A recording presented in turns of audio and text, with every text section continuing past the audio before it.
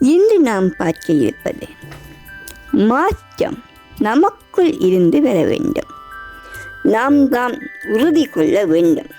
நமது மனதை நாம் தான் நெறிப்படுத்த வேண்டும். நாம் தான் செயற்படுத்த வேண்டும்.